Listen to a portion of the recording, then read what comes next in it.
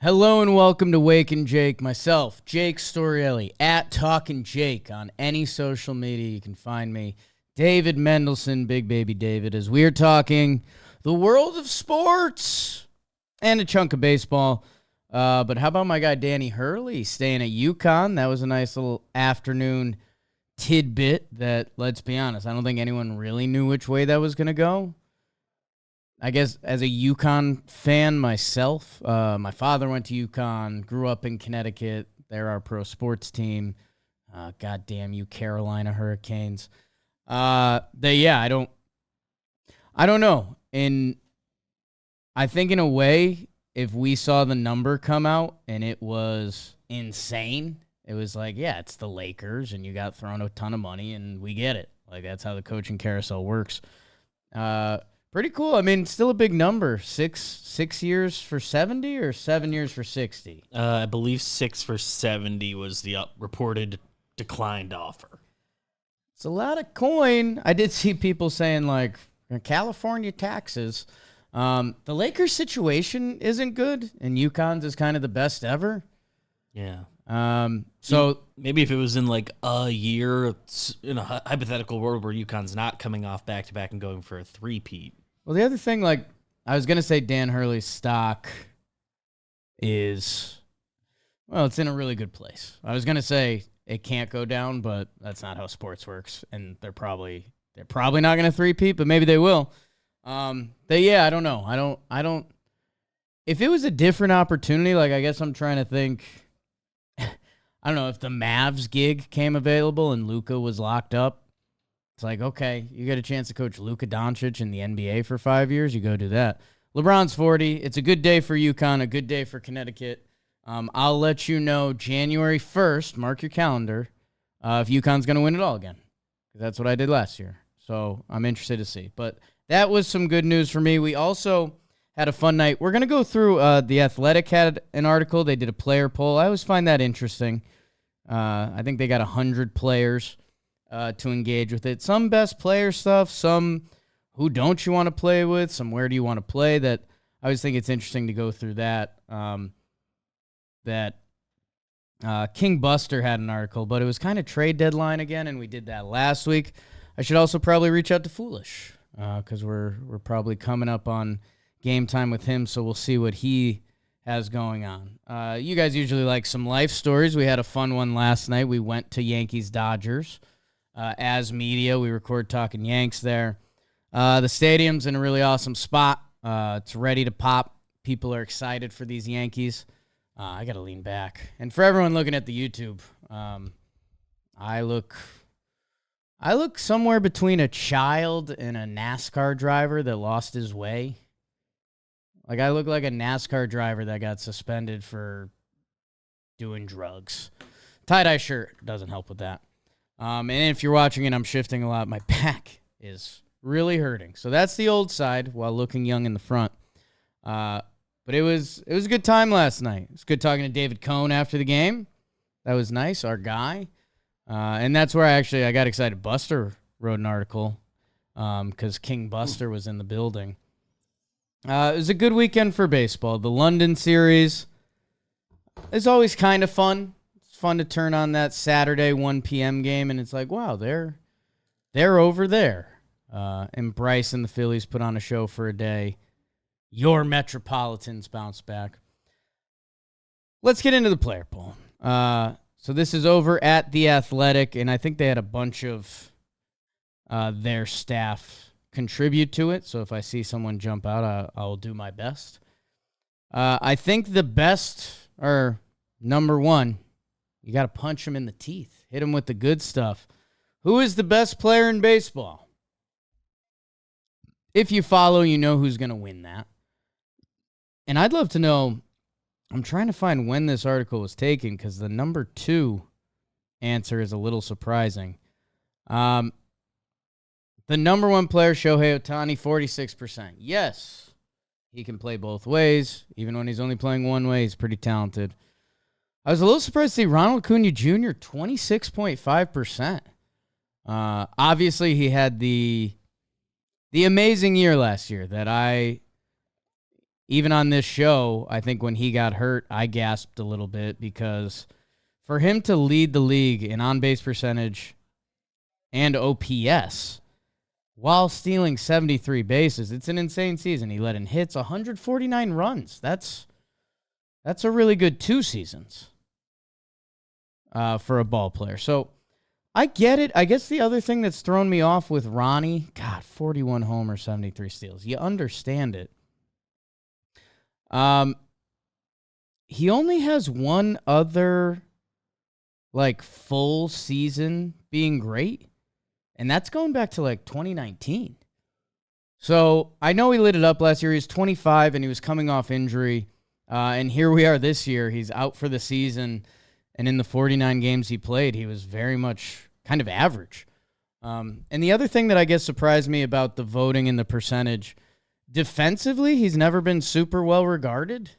He has a strong arm, but I don't want to say they hide him in right field, but I don't know, for how talented he is at everything else. Yeah. You'd think there'd be a little more defensively. The pure speed. Yeah. Which then leads to the guys that this makes a lot of sense. Mookie Betts and Aaron Judge tied for 8.8% of the vote. If you've seen what our guy Aaron Judge has been doing recently, it's nuts. He's on pace for 60 again. So we'll see. And that's including a quote-unquote slow start. But I guess you can include the slow start if you're going to include the insane past month he's been on, where he's been a 1.5 OPS guy. And if I'm doing this with Ronald Acuna Jr., Judge has been playing center field. And a solid center. He's not special out there. He doesn't have the range of the elite center field you think of, whether that's, a younger Buxton, Harrison Bader, any of the truly good defensive center fielders at Kiermaier. But he plays a fine center field. He kind of glides. So if the ball has air under it, he's got a chance to get there. And he has one of the strongest arms. So it's just crazy what he does at 6'7", 282 pounds. And outside of that, he's a great right fielder. But he's been playing center because the Yankees have needed a center fielder. Him and Mookie being tied is kind of perfect because Mookie Betts, if you have been listening to the show, thank you. If you're new, thank you. And subscribe to the YouTube channel. When Mookie was going to short, I short-circuited. There's part of me that didn't want it to work because shortstop's a sacred position on the baseball field. There's a part of me that wanted to work because it's Mookie Betts. And we've landed in the middle. And when I say in the middle, Mookie's raking. 914 OPS, 309 batting average, 410, a 160 OPS plus, which he finished second in the MVP last year. He had a 987 OPS plus, so plus 75 points OPS-wise.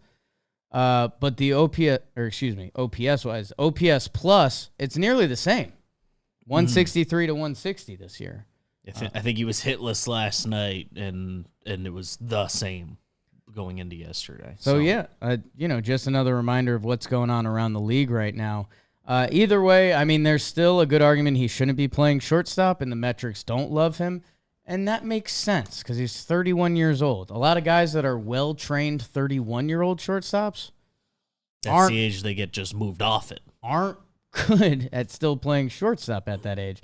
So the fact he's kind of learning that on the fly, again, insane. And yeah, Mookie and Judge, I won't bicker. I won't Yankee fan ya. I don't care. You could put Mookie in right field, and he might be one of the few guys that can outplay Judge out there while being able to play shortstop and second base.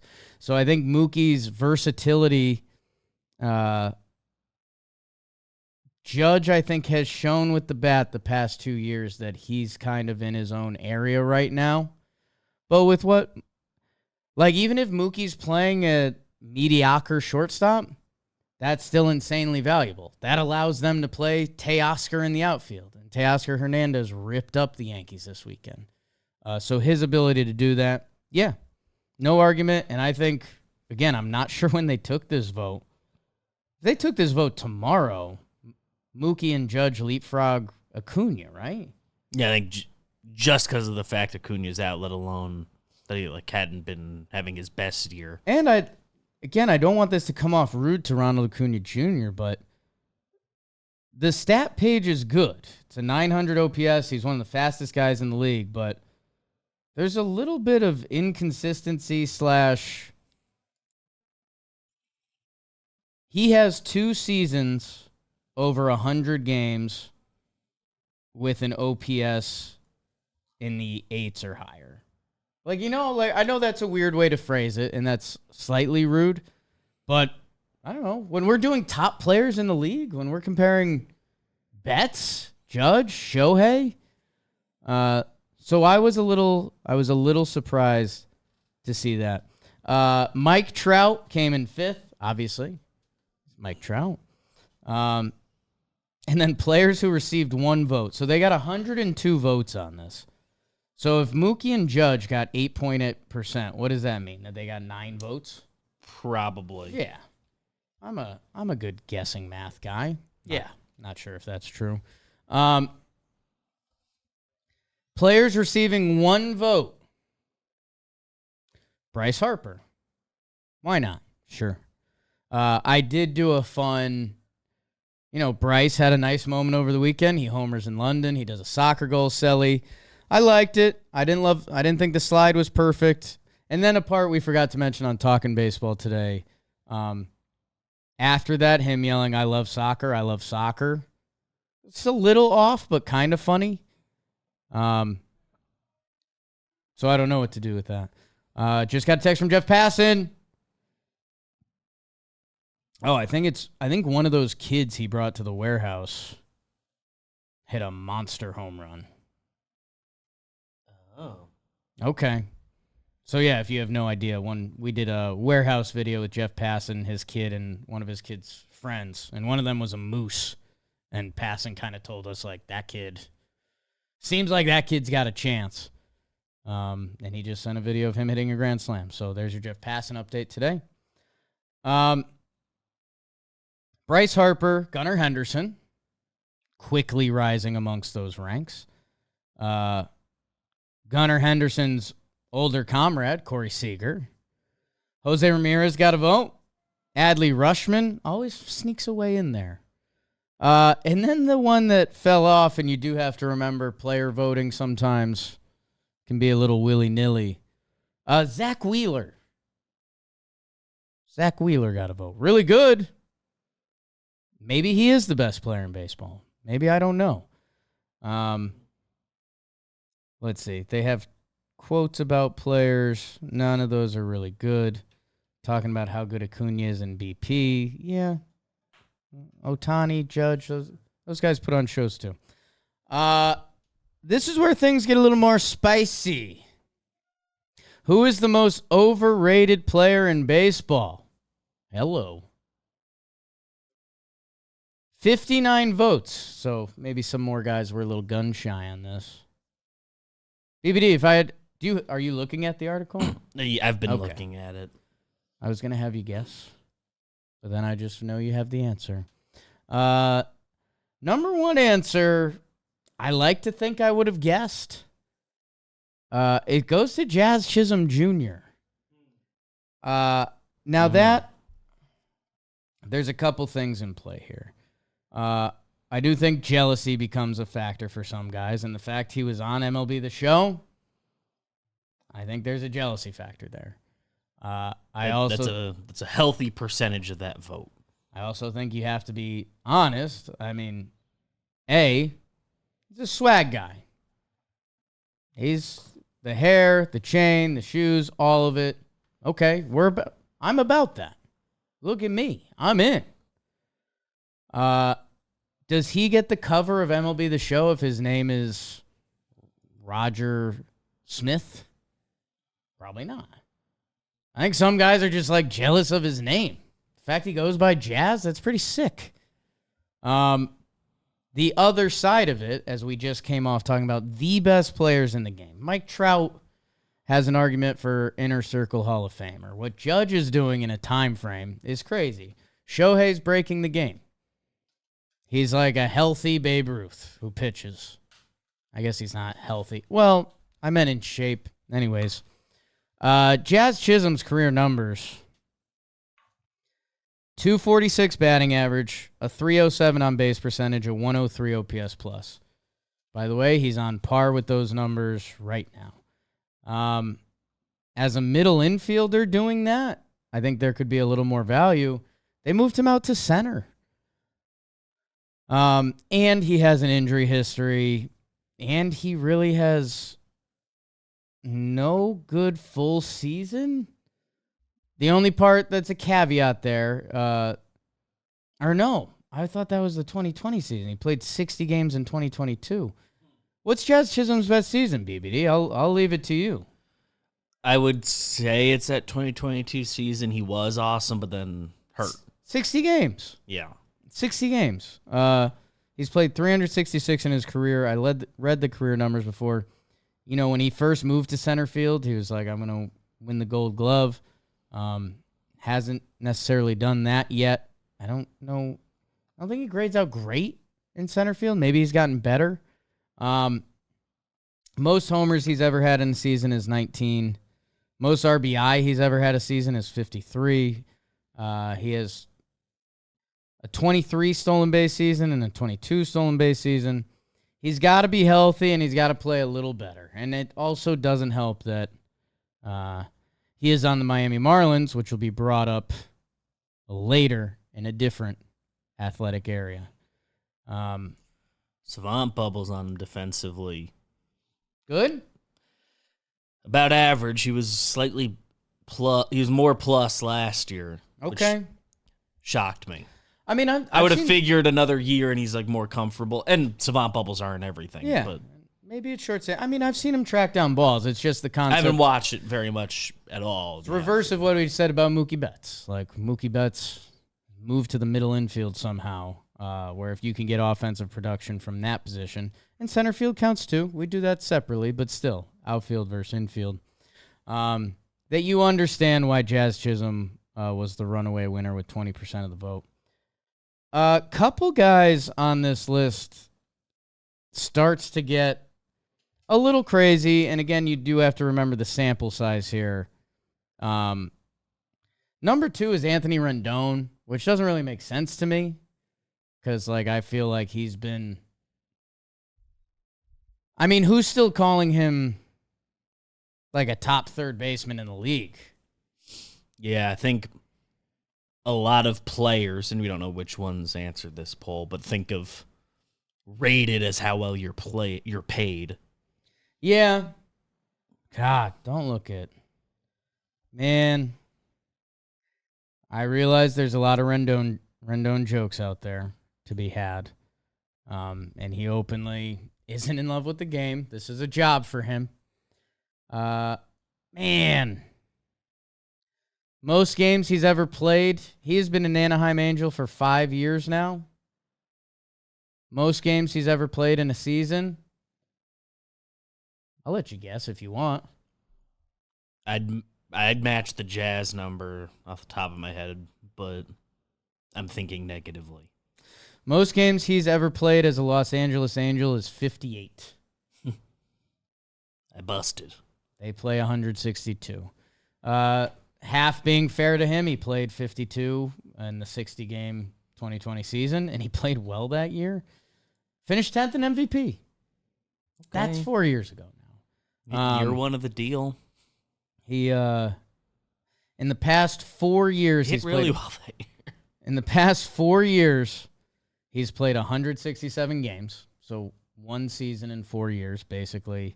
239, 336, a 693 OPS. Yeah, I guess if you're talking about him getting paid, yeah, but I don't think anyone around baseball fancies him. That isn't the answer they were looking for when they asked the question. Third was Carlos Correa, which he's now entered an interesting spot. Everything we did with Correa, the free agency, and it was ugly and chaotic. Last year was a really ugly season for him. 135 games. He was a 96 OPS plus, 230, 312. Led the league in double plays with 30, which that's a big number in that column. I want to give him some credit currently. His season stats are in better standing than I thought they would be. Compared to the league average, for sure. 776 OPS, which in a current year, that's a 123 OPS plus. I do want to see. We just played them. He made a couple decent plays at shortstop. He obviously still has the arm strength. OAA still likes him. Okay. So I don't know. I think with Correa's last season, it makes a little sense to me because we're talking the contract, how he's viewed by his peers.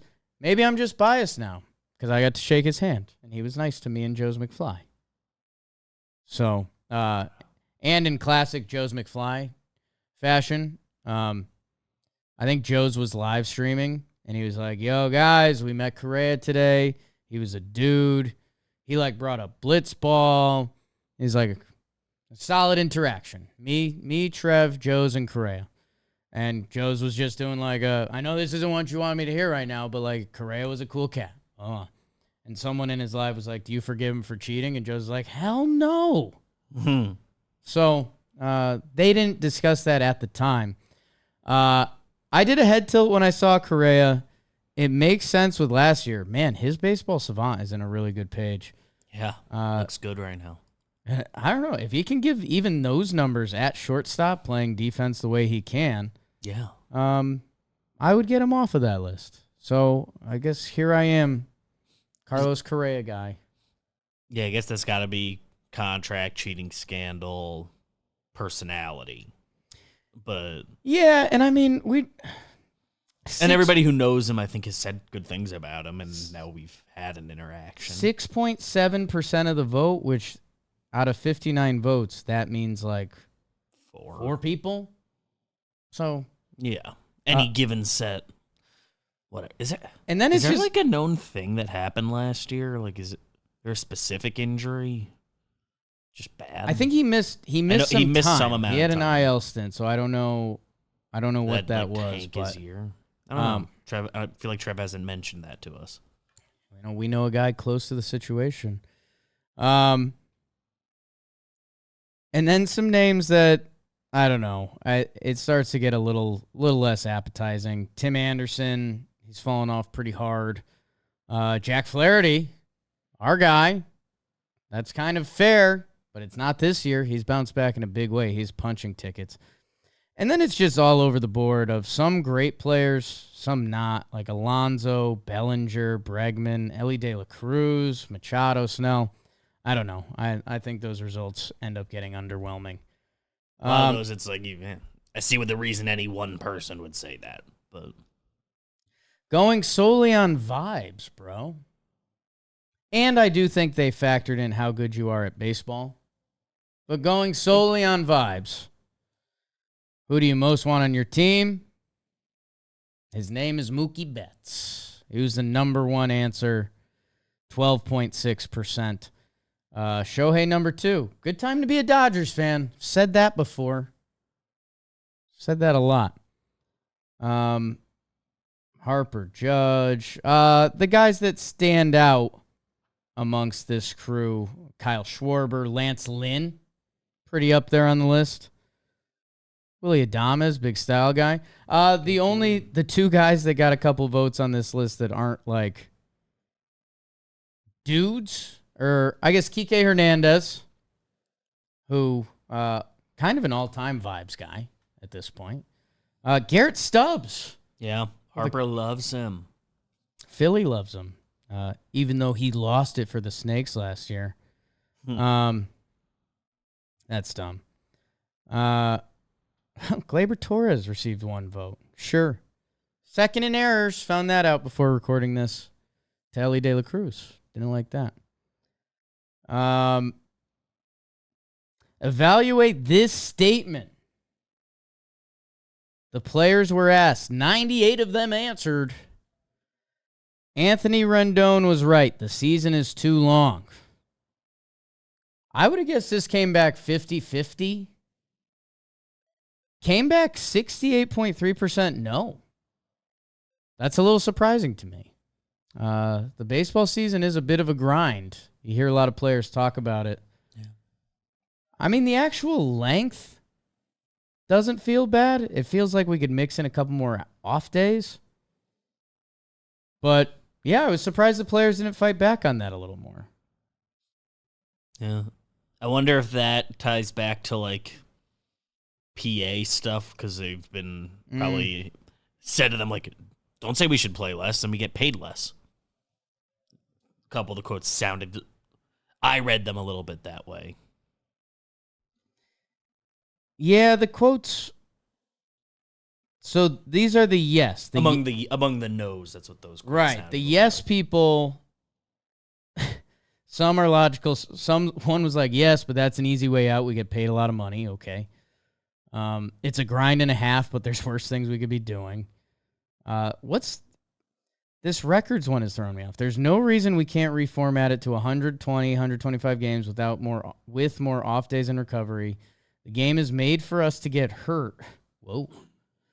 But it would ruin records, and the world likes records. They're a little spurned. Yeah.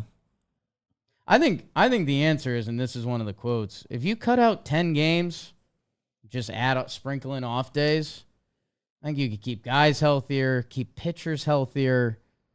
I think there's an answer there. I wonder if baseball ever gets there. That's such a tough thing for them to negotiate.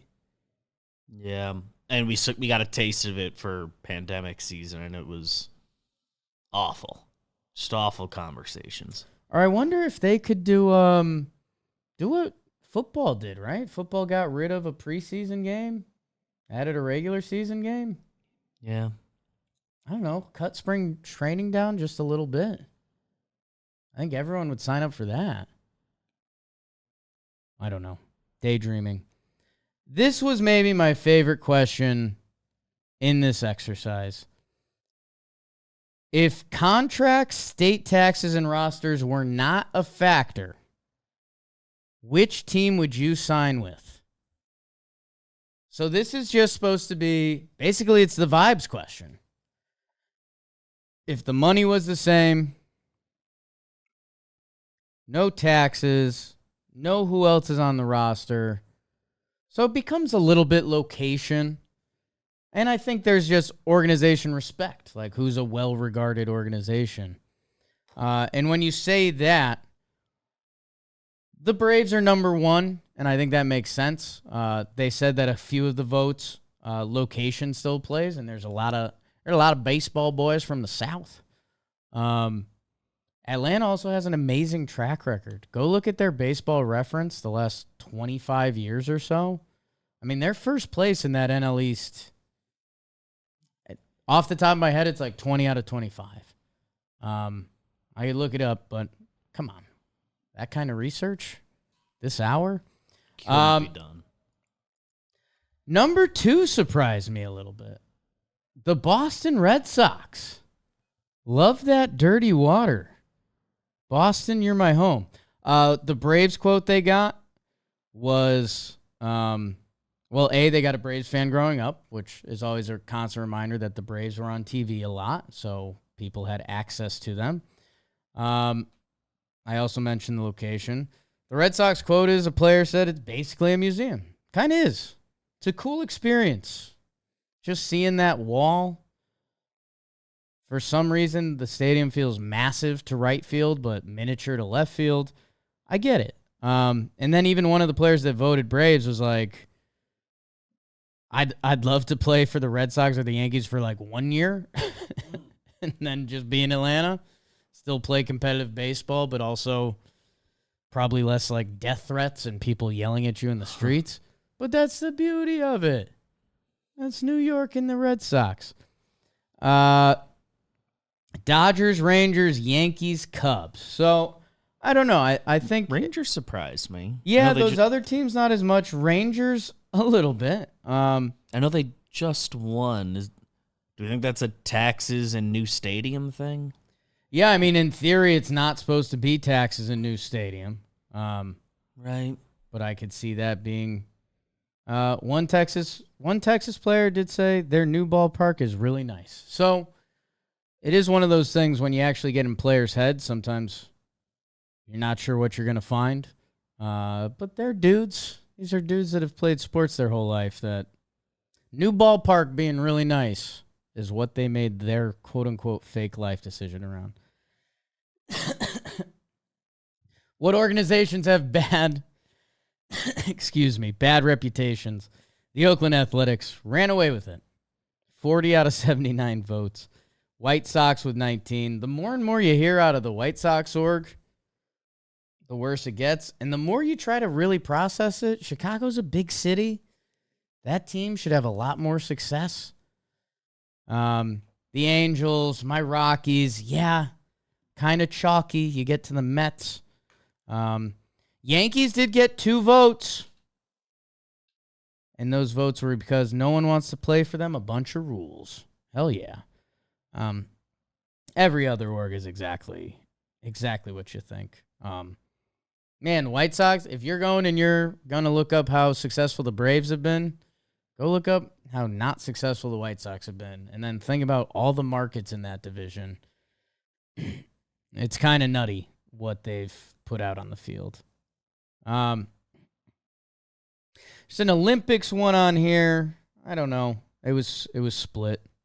I think it would be really cool and good for the game, but the actual logistics are a nightmare to break up an MLB season. Because what do? Do you make it a 130-game season and let guys play in the Olympics, and then you've got other injuries, and how are they getting paid? A lot of guys who aren't on Olympics rosters. Yeah. They're just like, so then are we still playing games with other cats, and then are those guys getting paid? Is that messing with service time? Gets more complicated than let's play ball in the Olympics, and the vote came out to 50%. Have analytics helped your career? Or made no difference or hurt your career? 76% helped. Yeah. This makes sense. We use data information to get better. Bing bong. 11% no difference. Also kind of makes sense. Hey, man, we're playing a sport here. I'm trying to hit a ball. If I'm good and I've got a good formula for hitting that ball, not a lot of data can help me. Maybe they're being ignorant. Maybe they're not. 8.6% said both helped and hurt. Kind of a cop-out. That just means you've tried different things. So that would just be helped at the end. Could have hurt you for a little bit, I suppose. I'll stop being tough on it. 3.2% of people said it hurt. I don't know. Feels just like a little salt there.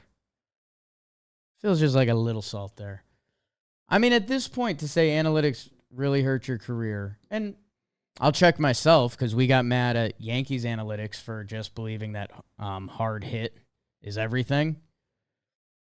So there can be something there. I was also going to say, like, I don't know, imagine if they were like, hey, throw this pitch and you got hurt throwing that pitch. The sweeper UCL injury. Yeah. I'd be pretty mad about that. Or just the trying to max out velo, and that's what everybody is doing. Let's see. Oh, here's the both. Analytics hurt my career by overthinking it, but helped it by learning the game and how it's going.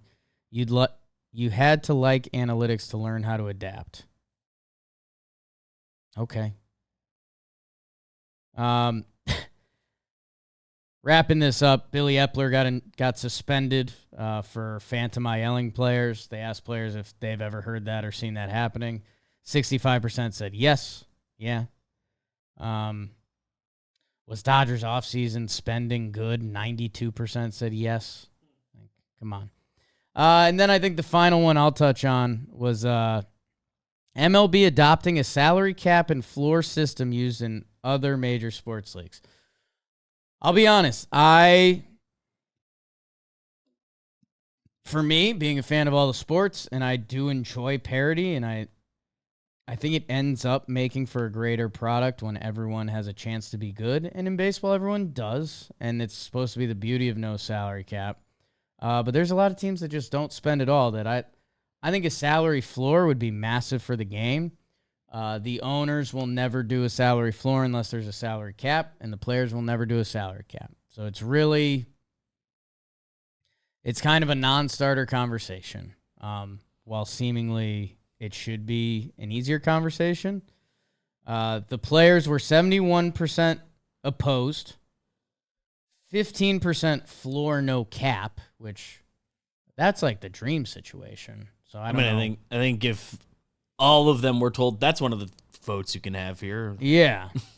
I was surprised 13.5% said in favor. I wonder if those are guys on small market teams that are just like, hey, I'd love to have a little more help.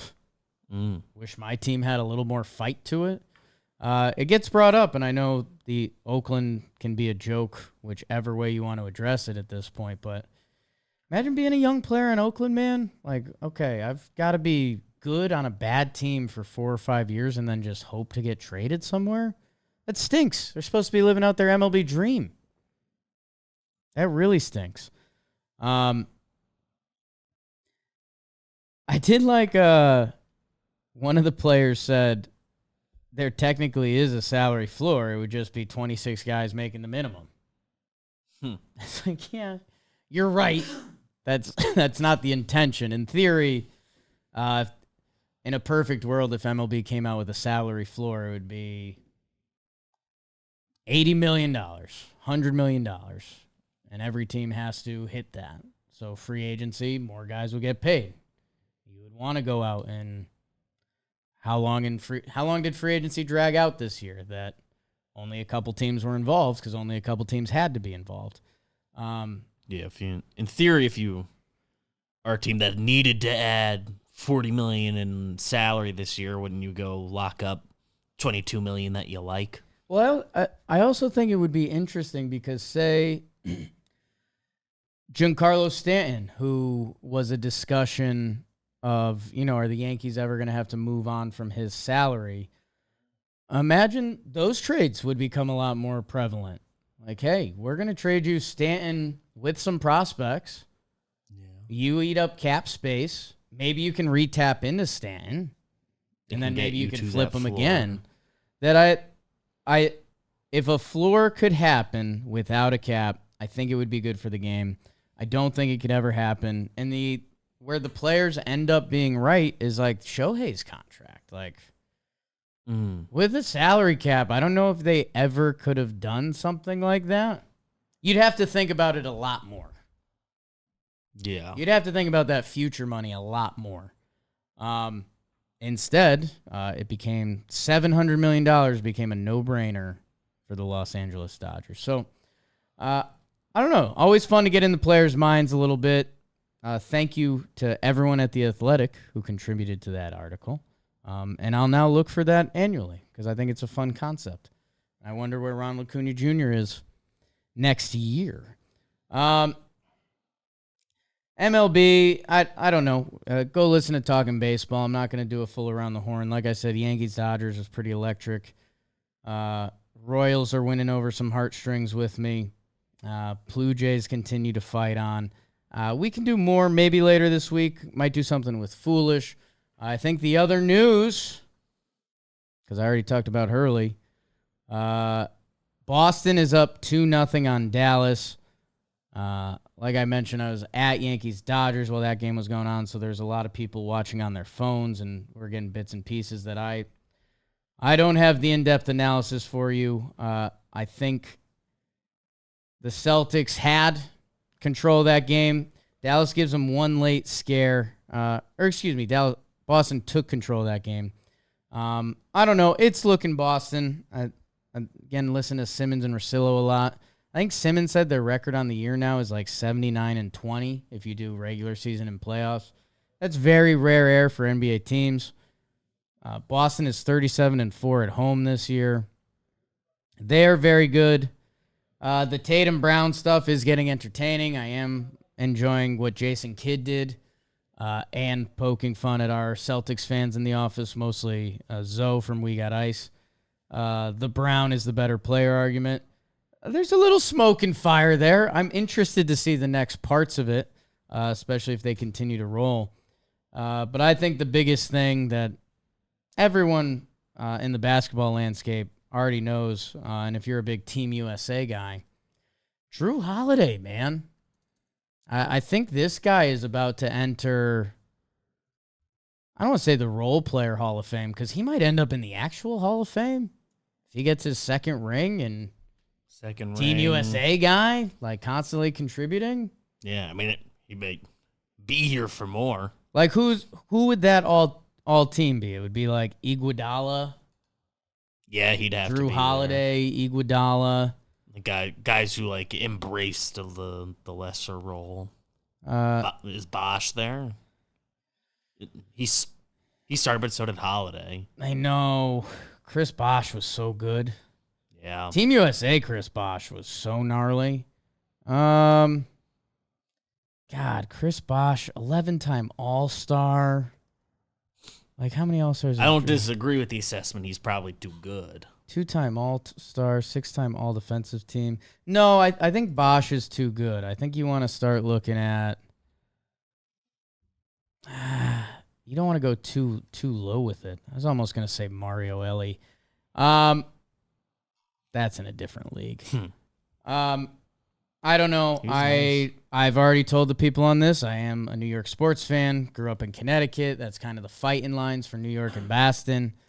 I'm at grips with Boston winning. I already told you that that in my head that means the Yankees have a better chance to win this year because I don't know, historic sports franchises. It's been a minute since they've won. I'll use that as a coping mechanism. And I think the bigger thing that, in a non-douchey way, like, I like Drew Holiday. Drew Holiday plays the game the right way. Jaylen Brown, I'm kind of about, man. Every quote and the way he plays is pretty sick. I'm a little bit of a Tatum hater, but so is, like, the world right now. So I'm interested to see how those next steps play out. But, like, I like Horford. Horford's the man. What he's still doing at his age. So I'm very much at grips with this. Even Porzingis. Like, someone the other day was like, dude, Porzingis is so good. And it's like, yeah, Knicks fans kind of saw. Just wasn't a lot of help. Good stuff. Wasn't a lot of help, and he was young, and there's a couple injuries. I don't know. I'm hoping Dallas can take it to 6. I'm hoping Luka can pull something out of his bag. Kyrie really hasn't shown up yet. So when's the next game? June 12th? Wednesday? Yeah, travel. It's just a little spaced out for me. Just a little bit. Come on, NBA. So that's it. Like I told you, we were at Yankees-Dodgers. It was a good time. I'll be excited to watch Wednesday, and we'll be excited to see you guys Wednesday with another episode of Wake and Jake. Beebs, tell the people. Wake and Jake is a production of Dan Patrick Productions, John Boy Media, and Workhouse Media.